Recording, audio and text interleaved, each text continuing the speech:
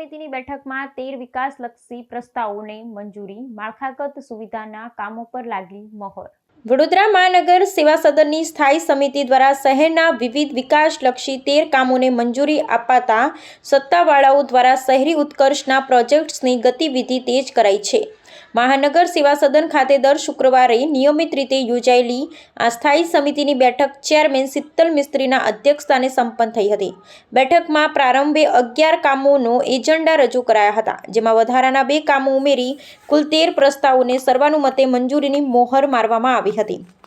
આ મંજૂરી સાથે જ શહેરમાં માળખાગત સુવિધાઓનો વિકાસને નવી દિશા મળશે। આ બેઠકમાં ખાસ કરી માળખાગત સુવિધા અને સાર્વજનિક સેવાઓને લગતા મહત્વપૂર્ણ શાખાઓના વિકાસ પ્રોજેક્ટ્સ પર વિગતવાર ચર્ચા વિચારણા કરવામાં આવી હતી। મુખ્ય વિભાગોમાં બિલ્ડિંગ પ્રોજેક્ટ શાખા, સયાજી બાગ પ્રાણી સંગ્રહાલય શાખા, યાંત્રિક વિભાગ, માર્ગ પ્રોજેક્ટ શાખા, ગટર અને વરસાદી ગટર પ્રોજેક્ટ, જાહેર દીવા વિભાગ અને તકનીકી માહિતી શાખાના કામોનો સમાવેશ થાય છે।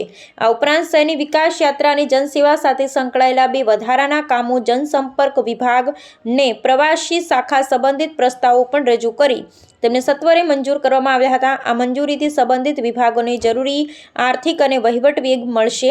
મહત્વપૂર્ણ છે કે વડોદરા મહાનગર સેવા સદન દ્વારા મંજૂર કરાયેલા આ 13 કામો શહેરના રોજિંદા જીવન અને લાંબા ગાળાના વિકાસ બંને માટે ઉપકારક સાબિત થશે। ખાસ કરી માર્ગો, ગટર વ્યવસ્થા અને જાહેર દીવા જેવી પાયાની સુવિધાઓના પ્રકલ્પોની મંજૂરીથી ચોમાસા અને જાહેર સલામતીની સમસ્યાનું નિવારણ થઈ શકશે। સ્થાયી સમિતિના આ નિર્ણય પર શહેરના નાગરિકો અને સંગઠન તરફથી સકારાત્મક પ્રતિભાવ મળ્યો છે। વડોદરા મહાનગર સેવા સદનના વહીવટી તંત્ર દ્વારા આ મંજૂર થયેલા કામોને તાત્કાલિક ધોરણે અમલમાં મૂકવાની કાર્યવાહી શરૂ કરાશે, જેનાથી શહેરના વિકાસની ગતિ જળવાઈ રહે। આજની સ્થાયી સમિતિમાં રેગ્યુલર 11 દરખાસ્તો અને વધારાની 2 દરખાસ્તો મૂકવામાં આવી હતી। તમામ દરખાસ્તો મંજૂર કરવામાં આવી છે।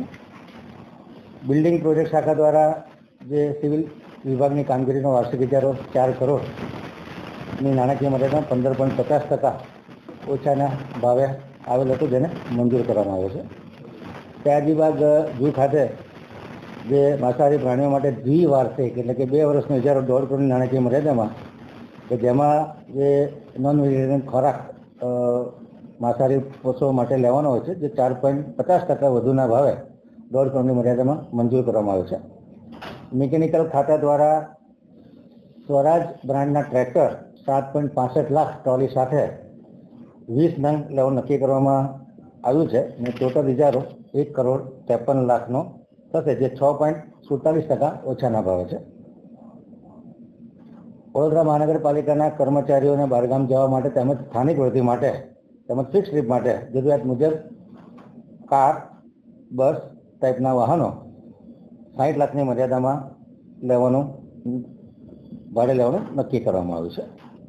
રોડ પ્રોજેક્ટ શાખા દ્વારા 50 લાખની મર્યાદામાં ડિવાઈડર, ફૂટપાથ, કર્બિંગ તેમજ સર્કલના વ્હાઇટ વોશ કરવાના કામને 19.71% ઓછા 50 લાખની નાણાકીય મર્યાદામાં મંજૂર કરવામાં આવ્યું છે। ડ્રેનેજ પ્રોજેક્ટ શાખા દ્વારા મયુર સોસાયટી અને ઓકાજી વાડિયાથી 40 મીટર રિંગ રોડ ક્રોસ કરી અને ડ્રેનેજ ટ્રંક લાઇનમાં જોડાણ આપવા માટે મેન્યુઅલ પુશિંગથી જે કામ કરવાનું છે, 600 mmની લાઇન 70 રનિંગ મીટર નાખવાની છે, જે 1 કરોડ 4 લાખ એટલે કે 11.50% વધુના ભાવને મંજૂર કરવામાં આવ્યું છે। વડોદરા મહાનગરપાલિકા દક્ષિણ ઝોનમાં આગામી 1 વર્ષ માટે ડ્રેનેજ, નવીન ડ્રેનેજ નળિકા દુરસ્તી સહ નાખવાના કામને 4% ઓછામાં ઓછા 4 કરોડની મર્યાદામાં મંજૂર કરવામાં આવ્યું છે।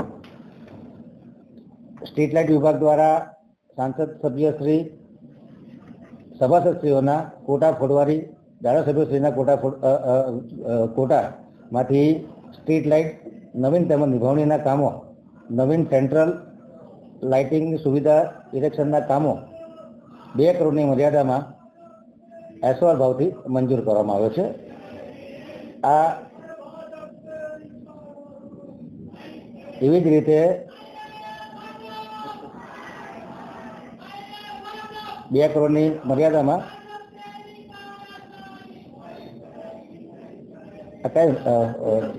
ઉત્તર ઝોનના કામને પણ 2 કરોડની નાણાકીય મર્યાદામાં એસઓઆર રેટથી મંજૂર કરવામાં આવ્યું છે।